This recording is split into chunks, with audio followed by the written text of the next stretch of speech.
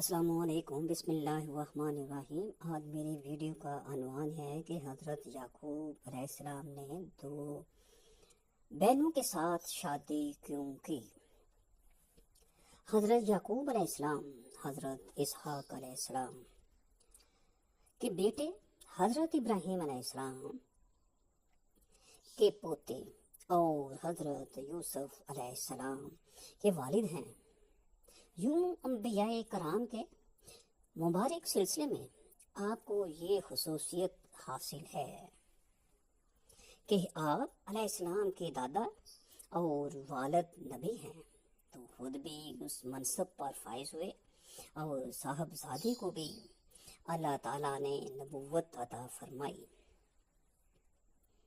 اللہ تعالیٰ نے آپ کی ولادت کی خوشخبری حضرت ابراہیم علیہ السلام کو آپ کے والد حضرت اسحاق علیہ السلام کی ولادت کی اطلاع کے ساتھ دی۔ قرآن پاک میں ارشاد ہے، پھر ہم نے انہیں ابراہیم کو اسحاق علیہ السلام کی اور اسحاق کے بعد یعقوب علیہ السلام کی خوشخبری دی۔ ایک اور جگہ ارشاد فرمایا، اور ہم نے ابراہیم علیہ السلام کو اسحاق علیہ السلام جیسا بیٹا اور یعقوب علیہ السلام جیسا پوتا عطا کیا، اور سب کو ہدایت دی کہ حضرت یعقوب علیہ السلام کا دوسرا نام اسرائیل تھا، اسی لیے آپ کی اولاد بنی اسرائیل کہلاتی ہے۔ اسرائیل دو الفاظ اسرا اور ایل کا مرکب ہے۔ اسرا عبد کو کہتے ہیں اور ایل کے معنی اللہ کے ہیں۔ یوں اسرائیل کا مطلب اللہ کا بندہ ہوا۔ اللہ تعالیٰ نے حضرت یعقوب علیہ السلام کو یہ فضیلت بھی عطا فرمائی کہ بنی اسرائیل میں مبعوث ہونے والے تمام پیغمبر آپ ہی کی نسل میں سے ہیں۔ حضرت اسحاق علیہ السلام کے دو جڑواں بیٹے محیص اور یعقوب علیہ السلام تھے۔ جب دونوں بیٹے بڑے ہوئے تو دونوں میں کسی بات کو لے کر جھگڑا ہو گیا، جس پر حضرت اسحاق علیہ السلام نے حضرت یعقوب علیہ السلام کو ان کے ماموں کی طرف ہجرت کر جانے کو کہا۔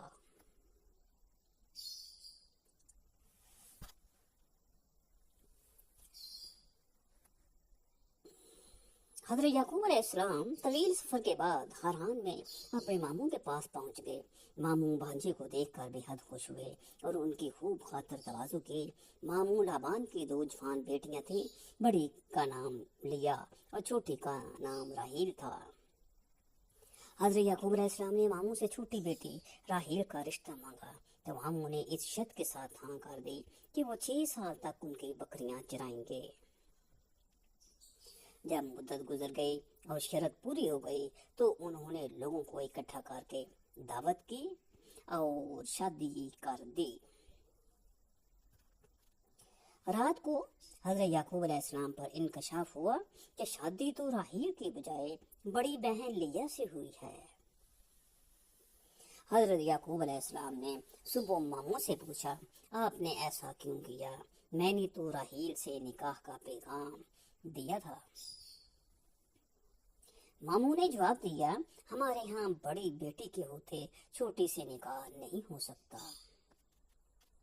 ہاں، اگر تمہیں چھوٹی بھی پسند ہے تو میں اس سے بھی تمہارا نکاح کر دوں گا، مگر تمہیں مزید 7 سال تک بکریاں چرانی ہوں گی۔ حضرت یعقوب علیہ السلام نے مزید 7 سال تک بکریاں چرائیں، جس کے بعد ان کا نکاح چھوٹی بہن سے بھی کر دیا گیا۔ واضح رہی کہ اس وقت 2 بہنوں کا ایک ہی وقت میں ایک مرد سے نکاح ہو سکتا تھا۔ مورخین لکھتے ہیں کہ حضرت یعقوب علیہ السلام کی 4 بیویاں تھیں، جن سے اللہ تعالیٰ نے آپ کو اولاد کثیر عطا فرمائی۔ آپ کے 12 بیٹے اور ایک بیٹی ہوئی۔ बेटों की शादियां हुई और फिर उनकी औलाद फैलते फैलते 12 कबीलों की शक्ल इख्तियार कर गई। छोटी बीवी राहील से 2 बेटे पैदा हुए, एक हजरत यूसुफ अलैहिस्सलाम और दूसरे बिन्यामीन। हजरत याकूब अलैहिस्सलाम को छोटी बीवी से होने वाले 2 बेटे यूसुफ अलैहिस्सलाम और बिन्यामीन से बेहद मोहब्बत थी और उन्हें हमेशा अपने साथ रखा करते थे। सौतेले भाइयों को ये बात बहुत बुरी लगती थी और वो उन दोनों भाइयों को रंज और तकलीफ पहुंचाने का कोई मौका हाथ से न जाने देते।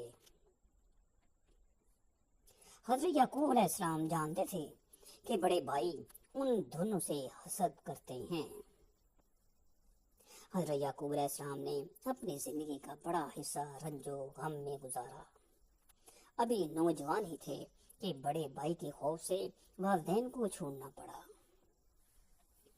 और बरसे तैयार गैर में गुजारे। बढ़ापे में बड़ी बीवी से होने वाले 10 बेटों के हाथों हजरत यूसुफ अलैहिस्सलाम को दी जाने वाली तकालीफ और तवील जुदाई ने उन्हें शदीद अज़ियत पहुंचाई।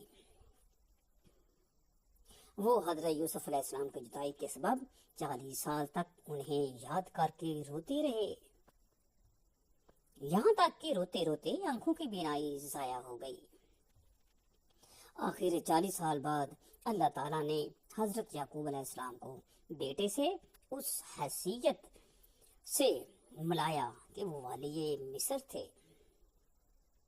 दोनों बाप बेटा तवील जुदाई के बाद मिले तो लेट कर देर तक रोते रहे। हजरत याकूब अलैहिस्सलाम अपने बेटे हजरत यूसुफ अलैहिस्सलाम के पास मिस्र में 24 साल तक मुकीम रहे। हजरत याकूब अलैहिस्सलाम की वफात का वक़्त करीब आया तो आपने अपने सब बेटों को जमा किया और उनसे पूछा, मेरे बाद तुम किसकी इबादत करोगे? सब ने यक ज़बान होकर जवाब दिया, ए अब्बा जान, हम सब उस रब की इबादत करेंगे जो आपका और आपके अबो अजदाद इब्राहिम, इस्माइल और इसहाक माबूद है। कुरान पाक में इरशाद है, भला जिस वक़्त याकूब अलैहिस्सलाम वफात पाने लगे तो तुम उस वक़्त मौजूद थे जब उन्होंने अपने बेटों से पूछा कि मेरे बाद तुम किसकी इबादत करोगे? तो उन्होंने कहा कि आपके माबूद और आपके बाप दादा इब्राहिम अलैहिस्सलाम, इस्माइल और इसहाक के माबूद की इबादत करेंगे जो माबूद यकता है और हम उसके फरमाबरदार रहेंगे। सूरत अल-बकरा 133 इसी सूरत की आयत 132 में अल्लाह ताला ने फरमाया, और इस बात की इब्राहिम ने अपने बेटों को वसीयत की और याकूब ने भी कि ऐ मेरे बेटो, अल्लाह ने यही दीन तुम्हारे लिए मुंतखब फरमाया है, लिहाजा तुम्हें मौत आए तो इसी हालत में आए कि तुम मुसलमान हो। तफसीर कर्तबी में मज़कूर है कि हज़रत याकूब अलैहिस्सलाम ने मिस्र में 24 साल रहने के बाद वफात पाई और वफात से पहले हज़रत यूसुफ अलैहिस्सलाम को वसीयत फरमाई कि मेरी मैयत मेरे वतन भेजकर वालिद इसहाक अलैहिस्सलाम के पास दफन किया जाए। सईद बिन जुबैर ने फरमाया कि हजरत याकूब अलैहिस्सलाम की मैयत को लकड़ी के ताबूत में रखकर बैतुल मुक़द्दस मुंतकिल किया गया। इसी वजह से आम यहूद में ये रस्म चल निकली कि वो अपने मुर्दों को दूर दूर से बैतुल मुक़द्दस ले जाकर दफन करते हैं। वफात के वक़्त हज़रत याकूब अलैहिस्सलाम की उम्र 147 साल थी। हज़रत अब्दुल्ला बिन मसऊद रज़ियल्लाहु ताला अन्हु ने फरमाया कि हज़रत याकूब अलैहिस्सलाम जब मिस्र में दाखिल हुए तो उनकी तादाद 93 नफूस पर मुश्तमिल थी। اور جب انہی سے پھیلنے والے افراد حضرت موسیٰ علیہ السلام کے ساتھ مصر سے نکلے تو ان کی تعداد 6,70,000 تھی۔ وما علینا الا البلاغ المبین۔ اس ویڈیو کو سننے والے کو اللہ تعالیٰ کے حکم اور حضور پاک صلی اللہ علیہ وسلم کے چلنے کے مطابق توفیق عطا فرمائے۔ وما علینا الا البلاغ